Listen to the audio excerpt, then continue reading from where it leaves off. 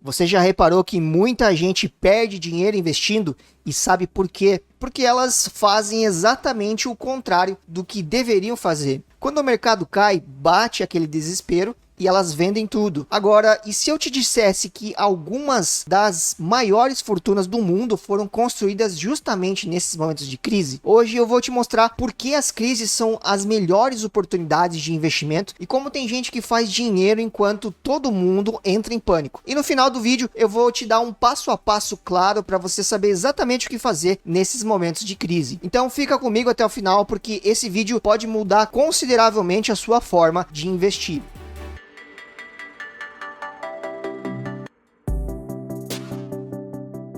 Então, vamos dar uma olhada em como agir nesses momentos de crise. E a gente tem aqui o conteúdo dessa aula de hoje. O que a gente vai ver? A gente vai passar pelos principais erros dos investidores, tá? Exemplos reais de crises e as recuperações, como elas aconteceram. Um passo a passo, tá? Para você seguir nesses momentos, como agir nas crises e como transformar esse momento em oportunidade de investir com segurança para o longo prazo. A gente sabe que os mercados financeiros, eles seguem um padrão claro ao longo do tempo.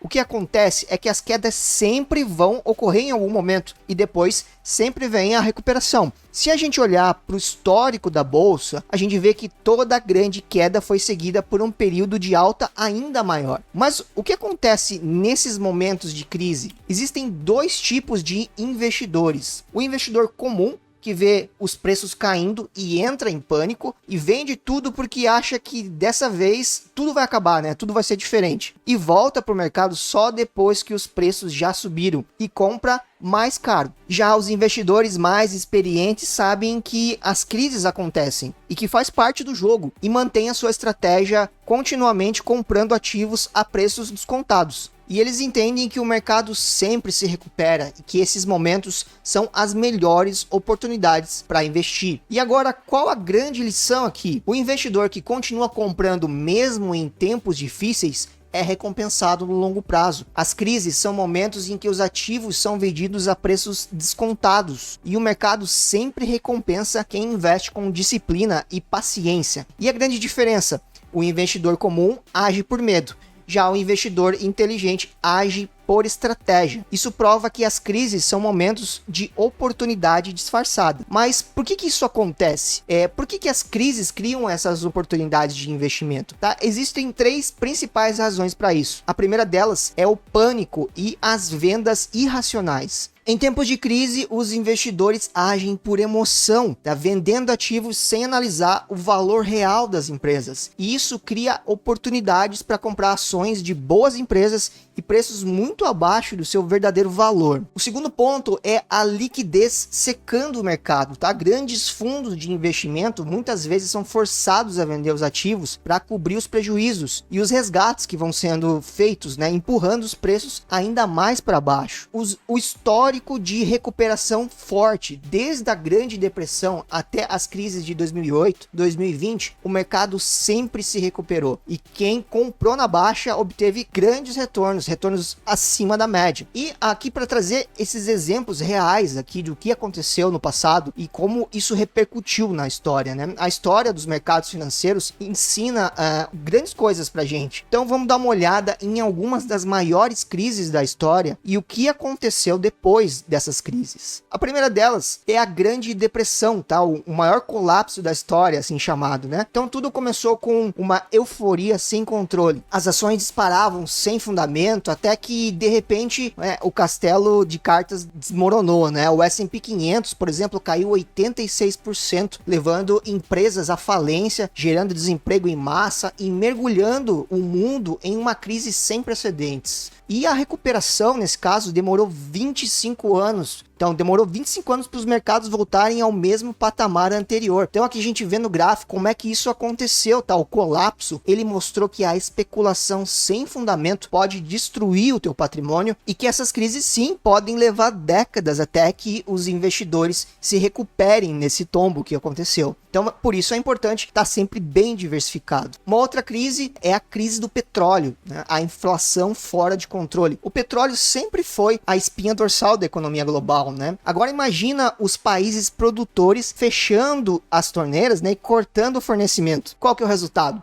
inflação nas alturas, recessão e um tombo de 48% no mercado, tá? A recuperação, nesse caso, levou 6 anos, mas quem se manteve investindo viu os mercados se multiplicarem por muitas vezes nas décadas seguintes, tá? Então a gente vê aqui o gráfico, né, de como essa queda foi impactante naquele momento, mas são ciclos que em algum momento viram, né, e você colhe esses frutos. Outra grande crise foi a segunda-feira negra, né, o pior dia da história da bolsa. Imagine acordar e ver a bolsa caindo 22% num único dia. Então foi exatamente o que aconteceu em outubro de 87. E o que assustou todo mundo foi a velocidade, e em poucas horas trilhões evaporaram. Mas o que aconteceu depois? A economia não entrou em recessão e o mercado se recuperou em apenas 2 anos. Então a gente vê no gráfico aqui como foi forte e rápida essa queda, e o pânico momentâneo, ele gerou oportunidades para quem manteve a calma. Então quem vendeu em desespero naquele momento perdeu muito dinheiro, e quem segurou ou até mesmo reforçou as posições e comprou acabou tendo um retorno muito forte. Uma outra grande crise foi a bolha da internet em 2000, 2002. O fim dos anos 90 foi marcado pela tecnologia, a palavra tecnologia. Então todo mundo queria investir em empresas de internet, mesmo sem lucros, sem clientes, sem plano de negócios sólidos. Então, quando a realidade realmente chegou, né, a realidade bateu, o índice Nasdaq despencou 78%, levando consigo milhares de startups. A recuperação demorou algo como 15 anos, mas quem investiu em empresas sólidas multiplicou seu patrimônio várias vezes. Aqui a gente vê o quão impactante foi essa queda no gráfico, e nem todas as empresas sobrevivem no longo prazo, mas os ativos certos sempre se valorizam ao longo do tempo. Então buscar essas empresas que são mais sólidas é importante também para o portfólio, e não só aquelas empresas que têm potencial de crescimento por si só, né? E outra grande crise foi a de 2008, né, o subprime no mercado imobiliário. Em 2008, o sonho da casa própria virou um pesadelo global. O mercado imobiliário nos Estados Unidos, ele colapsou, levando grandes bancos à falência e arrastando o mundo para uma crise profunda. Por exemplo, o S&P 500 caiu 57%. Investidores entraram em pânico, mas poucos anos depois o mercado já estava retomando recordes novamente, né? E quem comprou na baixa viu seus investimentos quadruplicarem nos anos seguintes. Aqui a gente vê no gráfico o mercado, né, como foi a queda ao longo desse período, e o mercado sempre recompensa quem compra ativos sólidos em momentos de pânico, tá? E aqui a mais recente crise, e a gente pode chamar também da crise mais rápida da história. De uma hora para outra o mundo inteiro parou, empresas fecharam, fronteiras foram bloqueadas, os mercados entraram em colapso. O S&P 500 caiu 34% no mês, só que o detalhe é que foi em tempo recorde. Então, apenas 5 meses depois, os mercados já estavam voltando aos patamares anteriores. Então a gente vê que essa queda foi inevitável porque os mercados simplesmente pararam.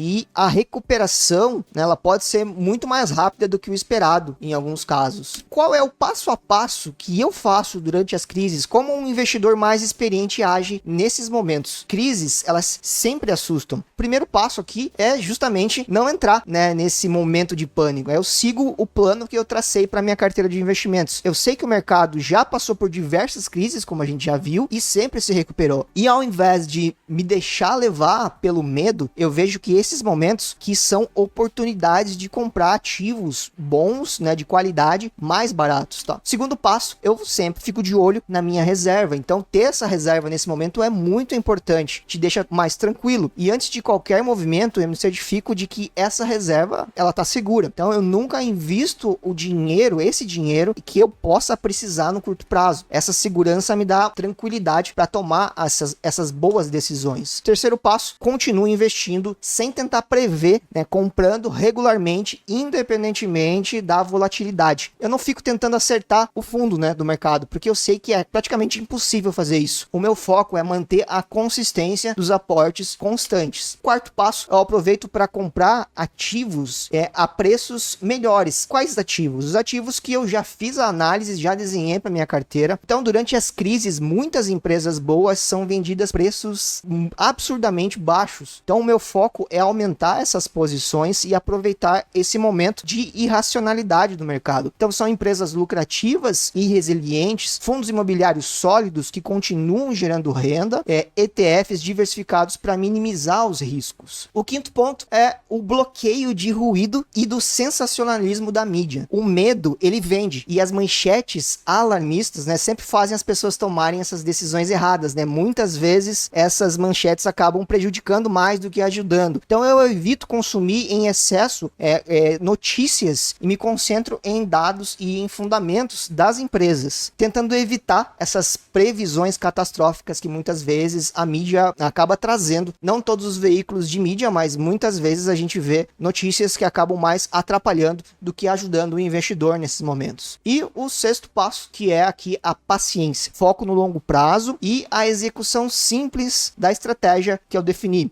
Eu sei que recuperações podem levar meses ou anos, né, décadas, como a gente viu, mas elas sempre acontecem em algum momento. Então a conclusão que a gente chega aqui é não tentar prever as crises, mas se preparar para elas. E quando o pânico ele toma conta do mercado, eu sigo a minha estratégia e continuo investindo naquelas empresas que eu julgo serem boas empresas para o meu perfil, né, para minha carteira. E no longo prazo é isso que a gente faz. Esse é o plano que a gente faz aqui no dia a dia, né, que eu faço e que eu trago aqui sempre. Quem sobrevive no mercado é quem se mantém investindo por mais tempo. Tá? A gente tem aqui esse estudo, né, bastante icônico, bastante interessante, que é o ciclo emocional do mercado e como a psicologia afeta os seus investimentos, né, afeta as nossas tomadas de decisão. E o mercado financeiro ele é motivado e ele é movido não apenas por fundamentos, mas também pelas emoções. Então, quando os preços sobem, o otimismo ele cresce, e quando os preços caem, o medo é quem domina. Confere esse gráfico aqui com detalhe, que é o ciclo emocional do mercado. O problema: a maioria dos investidores age de forma irracional, comprando na euforia e vendendo no pânico. Então existe um ciclo que ele se repete em todas as crises, e as recuperações do mercado também. Ele segue um padrão que é comum. Então a gente vê que ele começa com um otimismo, excitação e euforia. Quando os mercados estão em alta, os investidores ficam cada vez mais confiantes. Então, na fase da euforia, todo mundo acredita que o mercado só pode subir, e que as pessoas e os investidores acham que toda e qualquer empresa que agora está subindo é uma boa empresa. E esse é um momento de maior risco, porque os preços eles estão pressionados, e qualquer queda pode gerar pânico. Já um segundo momento aqui que gera ansiedade, negação, medo e pânico. Então o mercado ele começa a cair, e no início muitos investidores negam esses sinais. Então, conforme a queda ela se acelera, o medo ele toma conta dos investidores, que começam a vender sem fundamentos, sem olhar os fundamentos. Então, no pânico, muitos saem do mercado no pior momento possível, com prejuízos enormes. E um terceiro ponto aqui, que é o desânimo, a depressão, né, a esperança e, de novo, alívio e otimismo. No fundo do poço, poucos querem investir, pouco se fala sobre investimento em bolsa, e a recuperação começa, e o ciclo se renova, né, os preços voltam a subir, criando esperança e, por fim, um novo ciclo de otimismo. Então, qual que é a moral da história, né? Os investidores comuns, eles seguem essas emoções. Já os investidores mais experientes seguem uma estratégia. Quando o pânico toma conta do mercado, eu sigo a minha estratégia e continuo investindo. No longo prazo, é isso que faz a diferença entre quem sobrevive e quem fica no caminho, fica pelo caminho, né? E como é que você pode transformar esses momentos de crise em oportunidade? Eu venho desenvolvendo esse método de investimentos que é baseado em tudo que eu trouxe aqui para você, e que ele não tenta prever as crises. Em vez disso, cria um sistema eficiente que funciona em qualquer cenário, seja de alta ou seja de baixa, baseado em algumas premissas, tá? Investimento contínuo, a estratégia aqui, ela não depende do momento de mercado. A gente segue investindo regularmente e aproveitando as oportunidades naturalmente, sem precisar acertar o timing do mercado, né? Isso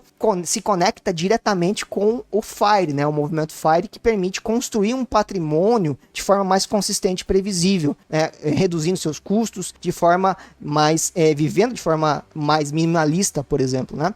A diversificação inteligente e a blindagem contra a volatilidade. O método ele ensina a a não depender de um único ativo ou de um único setor, espalhando seus investimentos em ações, fundos imobiliários, ETFs, renda fixa. Essa diversificação ela protege a carteira contra quedas bruscas e mantém a renda passiva entrando ali estável, né? A base do método é garantir liquidez suficiente para nunca precisar vender investimentos em momentos ruins. Então você evita prejuízos causados pelo desespero que muitas vezes pode acontecer aqui nas crises. O foco é no longo prazo, ou seja, a filosofia buy and hold. E agora me conta aqui nos comentários, como é que você fez com a última crise? Como é que você lidou com ela? E é claro, se inscreva aqui no canal e ative as notificações para ficar sabendo dos próximos vídeos. Então é isso, nos vemos na próxima. Até mais!